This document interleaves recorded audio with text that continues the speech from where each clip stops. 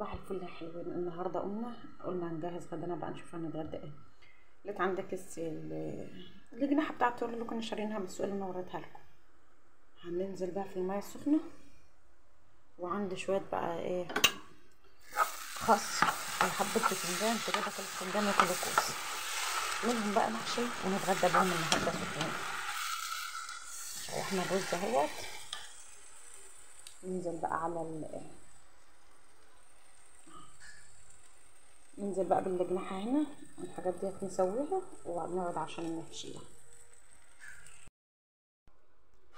ننزل بقى بمعلقة صلصة من ديت على الشوربة. بسم الله، مرة واحدة ما تستوي بقى اهي ايه، احط في حتة تانية خالص. وزودت معلقتين صلصة هنا برضه، مش عارفة الإضاءة مالها كده. هنا يا حبيبتي زي ما انتوا شايفين اهوت، هي الإضاءة في المطبخ اللي مش مظبوطة. أحمر وجميل اهو، والخس اهوت احنا نقعينه.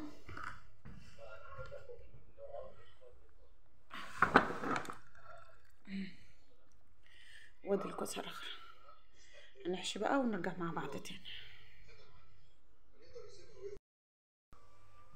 كده حبايبي. حشينا البتنجان والكوسه، وكان عندي رقبات وفرخه ورقبه فرخه بلدي، خيطتهم من الجنب وحشيتهم زي الممبار كده.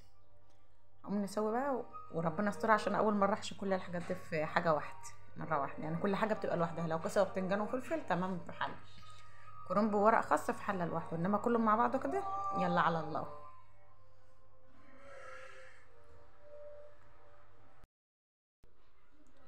كده زودنا خلاص اهو، نسيبها تستوي ونشوف اما تستوي. هوريكم كلها، هوريكم اللي استوى بتاع الرقاب ده. شوف اوريها لكم عامله ازاي، بس بعد ما تستوي.